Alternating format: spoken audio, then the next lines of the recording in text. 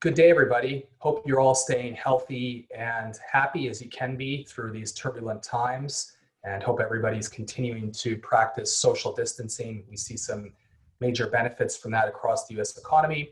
This is a follow-up to the last webinar we did with our Chief Risk Officer, Dr. Lev Borodovsky, where he and myself, Brett Hickey, founder and CEO of Star Mountain Capital, will talk about what we've learned from the virus and any updates on it, as well as talk about the economy globally, as well as our views on the US economy.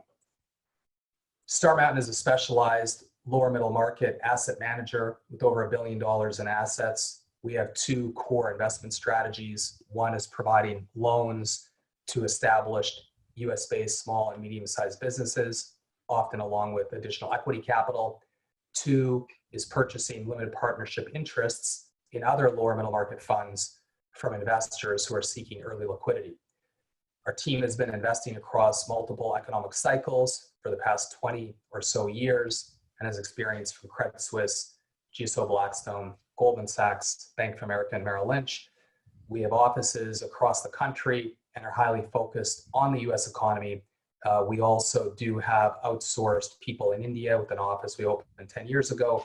We hope the information today will be helpful for you as you think about the virus and you think about the economy more broadly. Lev, thank you for joining us today. Thanks, Brett. Let's start with an update on the virus. What do we know and what kind of forecasts do we see in front of us? As of April 5th, there have been 1.3 million cases reported worldwide, of which more than 267,000 have recovered, and there have been, unfortunately, over 70,000 deaths. As of April 6th, there are just under 350,000 confirmed cases and just under 10,000 confirmed deaths in the United States. Some researchers estimate that up to 80% of infected people will show no or only mild symptoms, which we certainly hope. Information that I think is top of mind for everybody is, when can we think about lockdown being released? When can we think about people getting back to work, children going back to school, and so forth? Based on this research led by Johns Hopkins University, BCG, and others, you can see that current estimates of the US lockdown with respect to the earliest states are on the short end, starting with the second week of June, on the long end of the estimate, the third week of July. So we would anticipate, based on this and based on the death rate trends that we've seen and have been forecasted, that folks should be anticipating lockdown remaining for at least another 2 months. One of the things that's interesting here is the peak new cases date, as you can see in column number 2, that was estimated to be the first week of May. There is a possibility, the data is still too early for us to know, but there is a possibility that we may have hit that early, which would be fantastic. As of the last couple of days, the death rate in the US seems to be coming down, but again, it's too early for that data to be conclusive, but we are certainly hopeful. From a symptoms perspective, now that there is enough data and information, we think it's helpful for people to think about how long their symptoms might last. And of course, there's a lot of data and information out there on what symptoms might be. But the main takeaway here is that the average symptoms seem to persist for approximately 2 weeks, which is much longer than your average cold. Lev, one of the other things that we were looking at here and talking about is the time it takes for cases to double. And as far as looking at flattening the curve, what can we learn from some of the different countries, as well as any newer intelligence information that we've recently seen? Brett, so it seems that around the 40-day period from kind of the onset of the epidemic to the point when cases are starting to really decline has been established. It obviously varies from country to country, you know, that's kind of the hopeful set of data that's saying, this is gonna be behind us fairly soon. In particular, I think it's worth talking about Italy, which had some of the worst outbreak in the world, and Italy is definitely past its peak, and the number of new cases is declining pretty quickly now. That's great. Certainly, friends and family in Italy, we're hopeful for all of them as everywhere else, and that's great news. Thank you, Lev. What about this? No piece of data is ever conclusive, but taking a data-driven approach to analyzing the virus, what do you take away from the correlation analysis here with respect to the virus and warmer climates or temperature stated otherwise? Yeah, so this is now a pretty big set of data where they're looking at different locations where the epidemic is broken out and comparing that the total case per million people, meaning the concentration of the epidemic versus the average monthly temperature for March, right? So specific time zone, the specific temperature zone. And there's definite correlation, which may indicate, again, there's no definite proof, but it may indicate that this virus, like the flu, is seasonal. And if that's the case, as we get warmer temperature in North America, we should see a reduction in just from that alone. We should see a reduction in the number of infections. That's great. We're certainly hopeful that trend and that data will continue to persist. A couple other pieces of information that we thought would be helpful for people is looking at the death rates in China and in Italy, and looking at the age groups. As you can see here, the vast majority of people that have been impacted, unfortunately, are elderly people.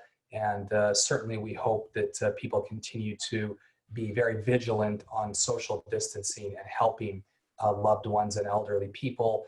And as you can see here from the younger population, thankfully, the virus doesn't seem to be having too large of an impact on that part of the population. From a condition perspective, there's also the data continues to improve, showing that those that do not have pre-existing health conditions seem to be at much lower risk.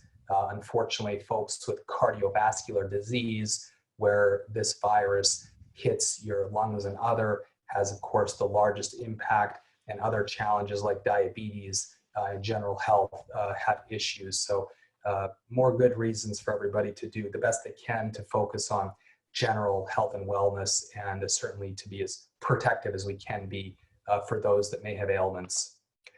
Lev, as we look at South Korea, according to this report from McKinsey, where South Korea has had strong testing, what do you think we can learn as we look at what has happened in South Korea, and as we overlay that with the rapid trends where the US is aggressively ramping up their testing capability, which I presume, given the capabilities and innovation within the US, that testing should continue to ramp up even faster. What do you think we can learn as we think about observing South Korea?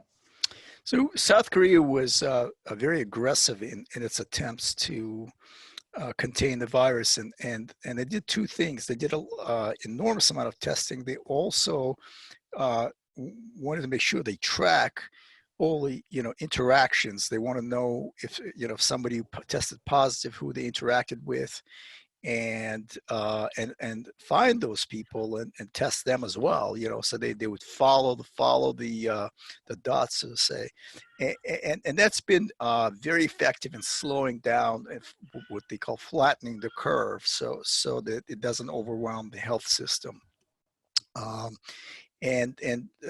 So testing is critical. So if you look at the U.S. as it ramps up testing, we'll see two things happening. One is we'll get more data in terms of what percentage of the population is infected, and what percentage of the infected population has complications, which is difficult to do if you don't have proper testing. The only thing you see is people in the emergency room.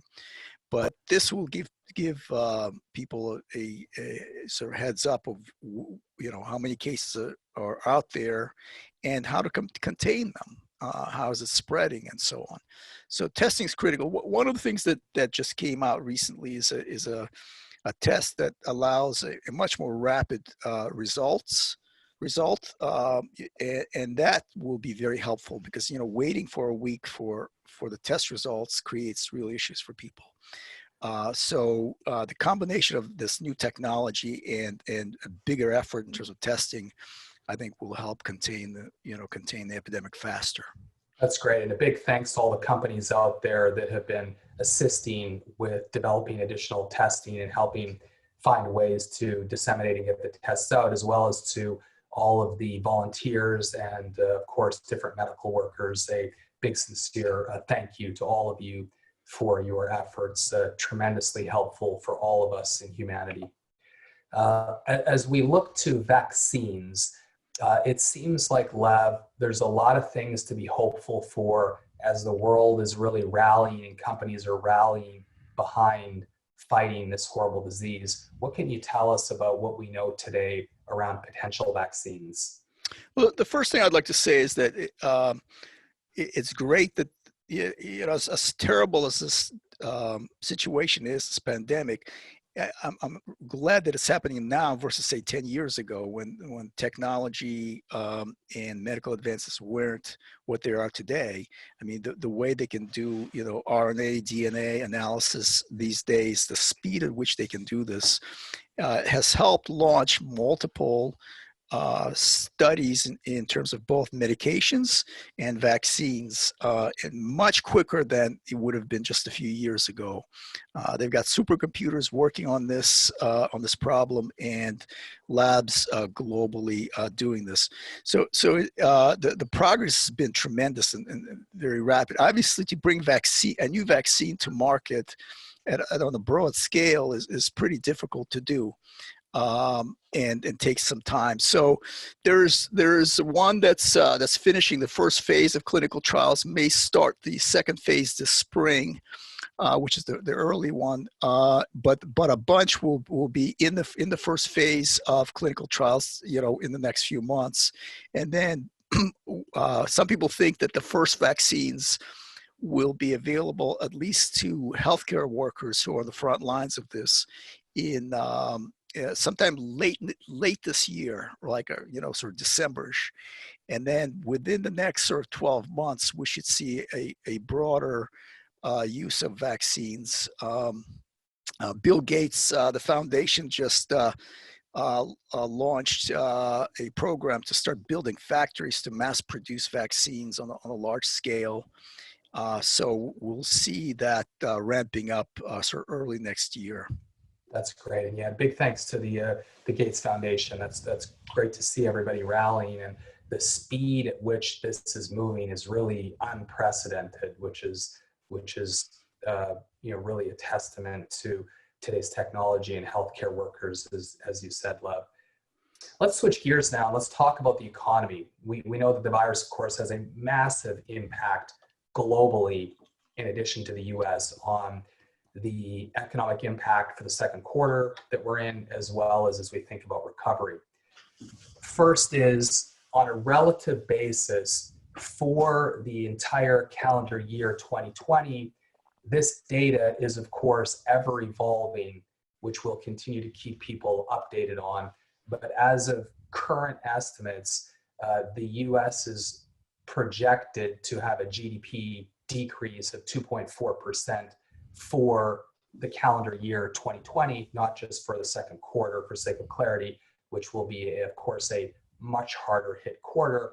On a relative basis to other countries, the US seems to be in much better shape, which we'll talk further about later as to why and what are some of the drivers behind some of these estimates. One of the things that helps is the US's strength of the US economy in general, and it's a further self-reliance on a relative basis.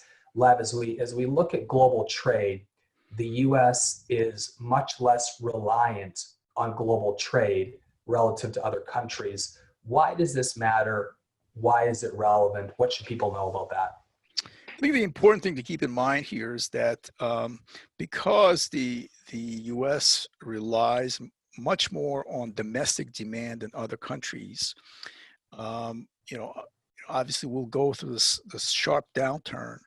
But once people, once the consumer starts coming back, and it will be a slow process, obviously. But once the consumer starts coming back, once companies are starting to reopen, you're going to start seeing a big jump in domestic demand, which is a major driver of the U.S. GDP, versus say other countries that may have to wait for international demand to pick up, and that may be slower to take place. In that sense, there's an advantage for the U.S. that once your domestic demand starts strengthening, the economy should rebound. That's great. Thanks, Lev. As we now look at the money supply, the U.S.'s money supply has grown dramatically. Talk to us, Lev, about why this is relevant, why we should care about this, and how this can ultimately assist the U.S. economy in getting back going after this pandemic has been taken care of. So there's a great deal of liquidity out there, and has been for some time, but particularly recently, the Fed's actions resulted in a massive, unprecedented injection of liquidity into the system.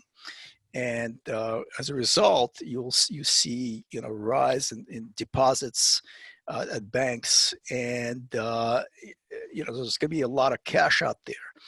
At some point, people will start using that cash, whether it's for investment or other purposes. But with cash yielding zero right now, the Fed brings rates to zero. Your options become pretty limited as far as what you can do with cash. And so as soon as people get a little more comfort, you're going to start seeing flows into high yielding type assets, whether it's fixed income or investing in businesses or other things. Yes, it will take time. This is a slow process, but sitting on cash is going to be difficult for people. Eventually, it will have to start moving through the economy. That's very helpful, and having an unprecedented amount of over $16 trillion in the money market supply is really a big positive factor for a hopeful U.S. recovery in the second half of this year. As we look at other forecasts to think about the year 2020, one of the things we thought would be helpful to share is the S&P 500's 2020 earnings per share, or EPS, forecast. And as you can see here, we've compiled different research from banks ranging from Goldman Sachs, Wells Fargo, through to Morgan Stanley, JP Morgan Chase, Citigroup. And as you can see, the forecasts range for earnings per share for the year 2020 for the S&P 500 companies to be somewhere between negative 14% and negative 33% relative to 2019. So as you think about what earnings might look like for the economy, the S&P 500 is a good gauge. And for those of you focused on the public markets and valuations associated, we thought this would be helpful intel for you. As we look now, Lev, to learning from China, and as we continue to observe China, what can we observe from current trends in China? What data is valuable and helpful? And what data do you think is also missing, perhaps from some pent-up demand, which might be a little bit overstating actual demand? Sure. So China's undergone an unprecedented contraction as far as their economy was being shut down for a good period of time, and as the government reopened everything and said, "Look, let's get back to business," you start seeing in many cases faster than expected rebound in activity, whether it's, electricity production or steel demand. These indicators have been rebounding very quickly. There's obviously still issues and bottlenecks in China, and they will continue to hamper growth. But activity is returning and has returned rapidly. I spoke to somebody who has a factory out in China, and they said, basically in late February, early March, there was nothing going on. Everything was shut down. Once you got to kind of late March, you start seeing activities and orders coming through and manufacturing picking up pretty quickly. You saw that in the PMI data that showed a rebound, a shockingly strong rebound. Actually, really surprised everybody. Part of that, as Brett mentioned, is some pent-up demand where factories were shut down, orders were coming in and nothing was coming out, and so now the backlog of orders is getting executed, and there will be challenges because orders from the rest of the world have slowed dramatically, and China is still an export economy, and so that will be a challenge, and so you'll have some slower recovery paths in a lot of these indicators, but China's improved its domestic demand and consumer demand quite a bit in recent years, and so if they just rely on that, they should see a gradual recovery. That's great. And then as we look at another piece of data from China, what are your thoughts here, Lev, on what we can think of from traffic data? Anything you think you gleaned from this? Yeah, so people are getting back on the roads, obviously not at the rate that we've seen a year ago, but they're getting back on the road. If you look at things like airline traffic, so people are getting back on the planes. The international flights are still not functioning, and that's partially because the government wants to limit international flights, but domestic flights have picked up sharply, and so your kind of passenger activity, trains, traffic, and airlines are seeing not quite back to normal levels, but certainly a huge recovery from what we saw after the Lunar New Year. Major inroads. That's great. Now, as we look at unemployment forecasts and GDP forecasts, this is some interesting data. As we think about the last recession, the peak unemployment rate in the US from the last recession was 10% in October of 2009. Current forecasts range from anywhere from 15%, as you can see here, to potentially even larger than that. Lev, while we just think about unemployment, what are your views on that? That's a major difference, right? Thinking about the unemployment rate being 50% worse, and some forecasts are even beyond that, that aren't here, relative to the last recession. That sounds like a major hit. What are our views on how quickly some of that employment might come back as we think relative to the last recession? Sure. So it took years for the labor markets to return to their pre-08 levels in the last recession. Economists think that this rebound will be quicker. Again, it may take a couple of years to get back to kind of normal levels, levels that we're used to, and in some industries, it may take longer. There will be situations where certain sectors you will never have a rebound to pre-crisis levels. But overall, the rebound should be faster than we saw in 08. And the public realizes that this is, yes, it's a scary situation, but once we get a handle on it, fundamentally the U.S. economy is functioning. There's no concerns about banks going under, which we had in 2008. People are not worried about putting deposits with their banks, so leaving their payroll cash with the banks, which was the case in 2008. So the confidence around the business and finances should recover very quickly, and with it, you should see a rebound in employment and in growth. That's helpful. Thanks, Lev. And good for people to just think about the level of unemployment that we are reasonably likely to hit, and that things aren't going to snap back. We've had conversations with people that talk about this V-shaped recession as if all the jobs just come back, and that certainly won't be the case. The jobs coming back will be measured in quarters, not days and not weeks. As we look to Q2, earlier we talked about for the year 2020 what the GDP forecasts are for the country.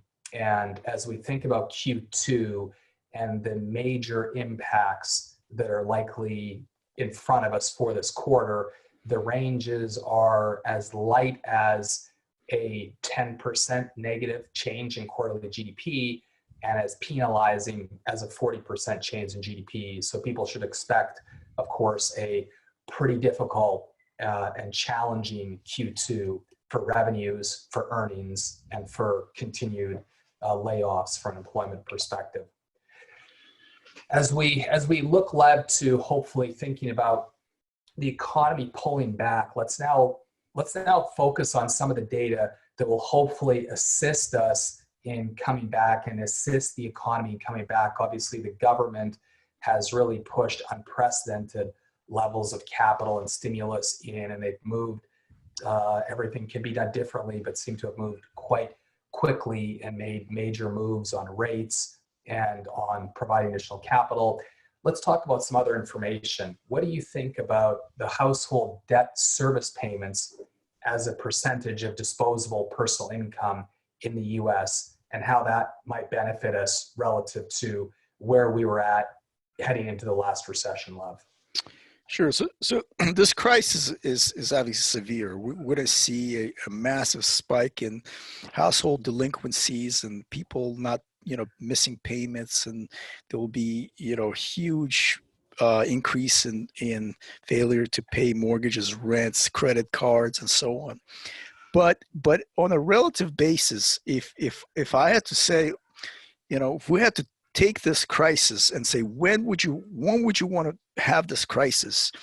We're far better off now than we were, 10, 20 years ago, simply because the consumer, after the financial crisis, the consumer has been relatively conservative. I know people don't like to talk about this, but that's the case.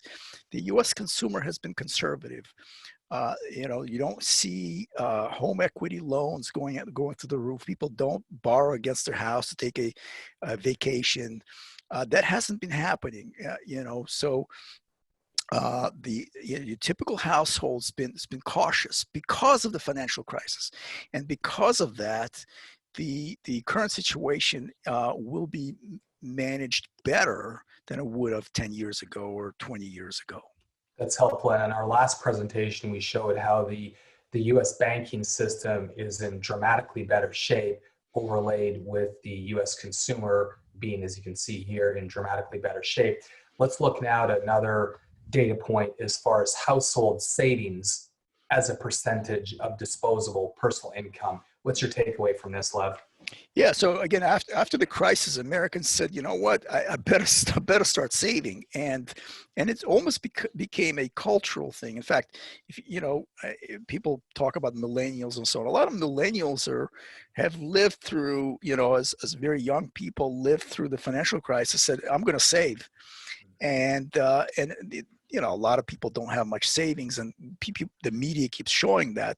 But the reality is that the savings rate has improved quite a bit since the financial crisis. and stayed at that level. And this kind of talks to the relative conservatism of U.S. households versus households, say, elsewhere in the world, like in Canada or Australia, where households are more extended on their debt and saving less. So I think this is important to know. Again, a lot of households will file for bankruptcy or fail to make payments, and this is going to be a huge problem. But it's the consumer, the American consumer, is positioned much better now than decades past. Yeah, that's a good reminder. This isn't to say that we are not going to go through a tough recession. This is just to say that we're heading into this tough recession with a lot of tools that are a lot stronger than we were heading into the last recession. That's a great point to reinforce. As we look, Lev, on a relative basis between countries, looking at household sector debt as well as corporate sector debt, what are your thoughts on this information? So, as we said earlier, household debt growth has been if you just look at the overall household leverage, it has declined since the financial crisis. Again, the media likes to show total debt levels, and total debt levels are always growing because the economy is getting bigger, right? The population is growing. People's salaries are getting higher, right? So your total debt levels are always growing. But if you look at sort of total debt to GDP ratio, corporate debt has grown quite a bit, but your household debt has not budged on a relative basis.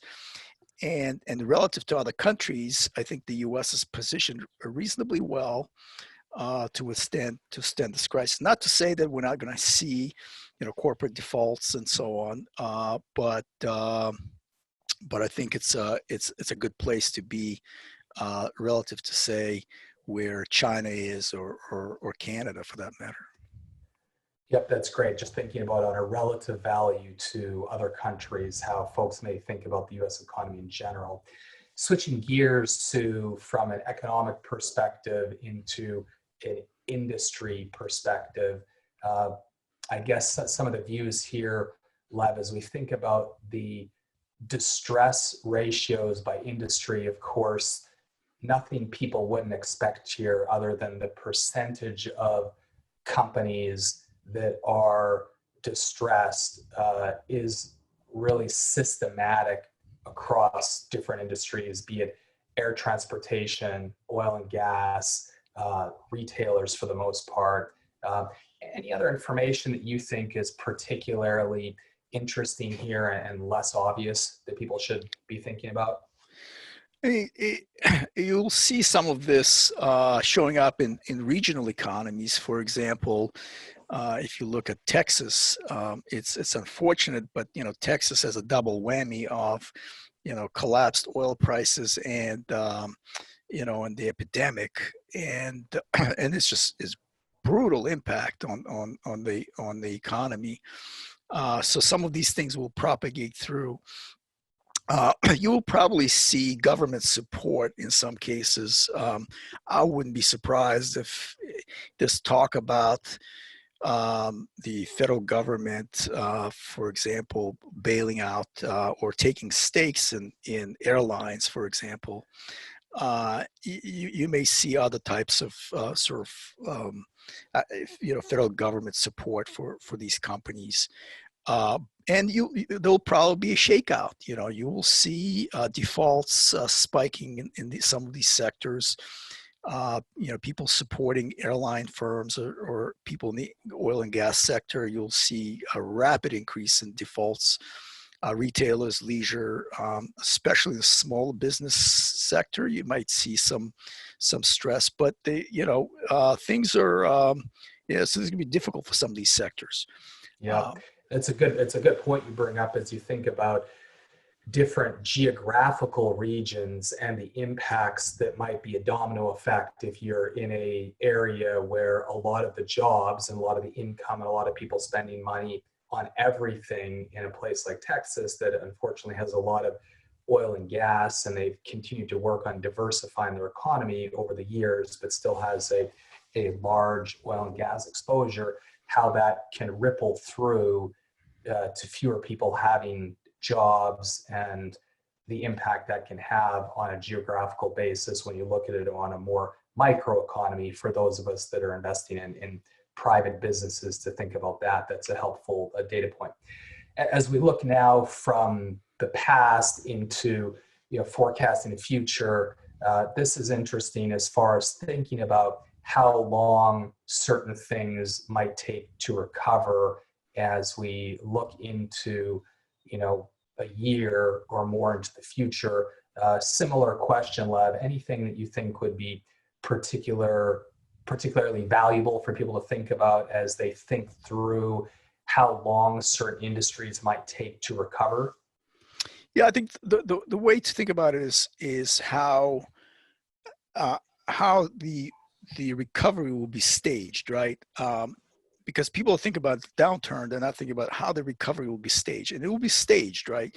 So, give you an example. I have a friend who is a CEO at a company that does mystery room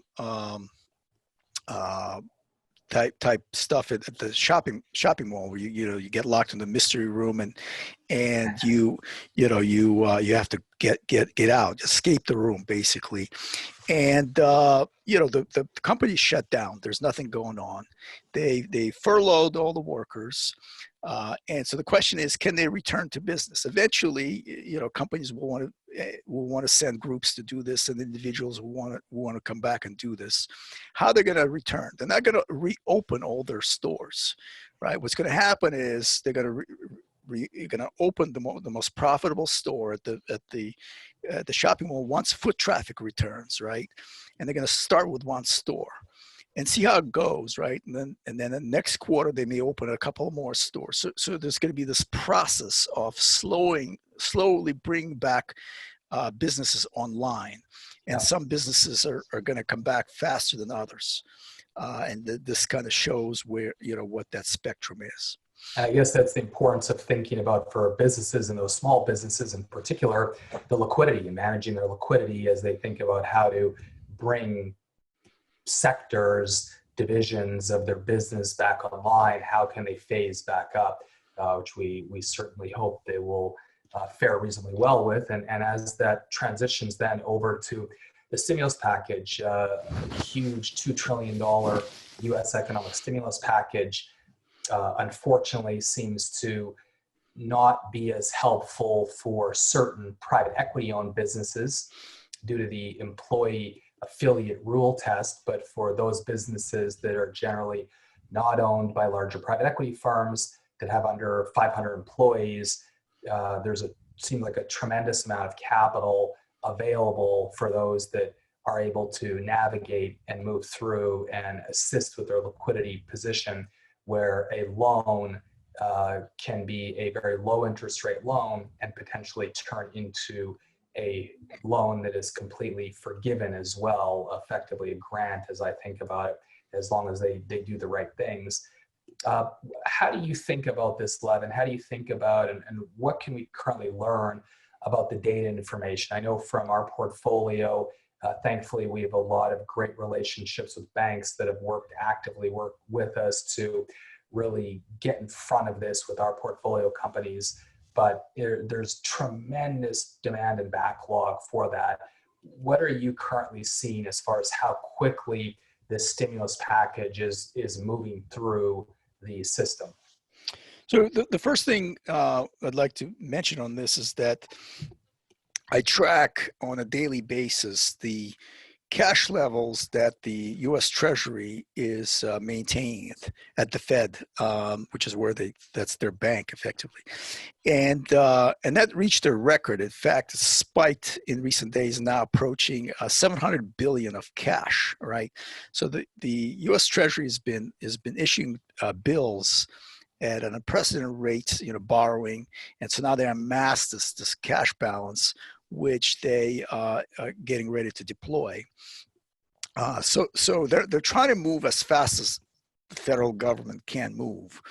And the fastest thing that will happen is, I think, will be the checks going to individuals, right? So the IRS is looking at its records and saying, okay, we've got all these people, we're going to send them checks. And that's going to be really helpful. That's going to help people pay their bills at least through the next couple of months, and that liquidity will enter the economy, and we'll start seeing flow of money. Because what's happened in the economy is basically it's clogged up, right? Individuals are not paying their bills, and companies who rely on those payments are not paying their bills, and so on. So the system is clogged up. And what this is an attempt to do is unclog the system, or at least partially or slowly. And so you got the 2 trillion flowing through. There's already been help for corporate debt and municipal debt because of some of the actions the Fed has taken. And so municipalities can borrow. That market has opened up again. Corporations have been borrowing rapidly because, again, some of the Fed actions, and so investment grade corporates have been issuing huge amounts of debt.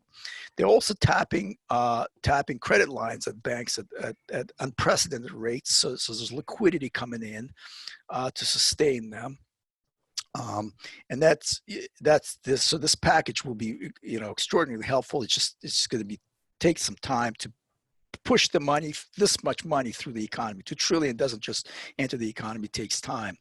One good piece of news from today is the Treasury Secretary Mnuchin is now seeking an additional $250 billion for the small business program. That's in addition to what's here. And so you're going to see small businesses getting loans, in many cases loans that can be forgiven if they maintain payrolls, which is tremendous, and will cushion the blow of this crisis. Yeah, and that's great. And that's in addition to, you can see here that 349 billion, so another 250 billion is a very substantial amount of money. And as folks can see on this chart, the loan amount, it's based on payroll up to $10 million, or 2.5 times average total monthly payroll over the last 12 months. And that is at a very low interest rate, actually as low as half of 1% without personal guarantees. And if all the capital is used properly in supporting employees and following other guidelines, up to 100% of that alone can be forgiven. So that's really something quite incredible and substantial that the U.S. is doing. One last quick note here as we touch on the credit markets, the BDC index. A lot of people have been asking us about views around this, and so we thought we'd share a couple pieces of information. One, business development companies, which are generally lending firms that have the ability to borrow up to 2 times leverage, and they also have a 30% eligibility bucket, which can have higher amounts of leverage in it, including many of them utilize the CLO technology that can be 6 times or more levered. A lot of the concerns are underlying credits that might be highly levered, depending on the BDC, of course, not all of them systematically, but these are the concerns that drives a lot of fear.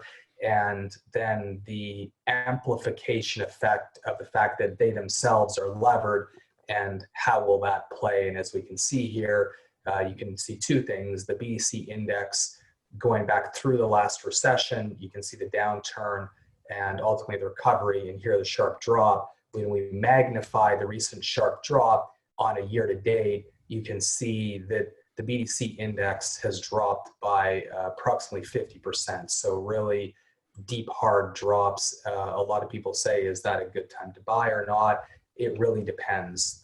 Each BDC is different. They don't have the same type of guidelines as a bank might have. And so for investors really understanding the assets, understanding the portfolio, understanding fund level leverage and risks that the business might be having, versus systematic. Presumably some of the BDCs will have real challenges and potentially go under and be required to sell assets at potentially not very attractive valuations. Other BDCs will presumably do well and will be able to prudently manage through the recession. So it's really on I think, a case-by-case basis, even though it is an index, just like any other index, but each company is really a different one.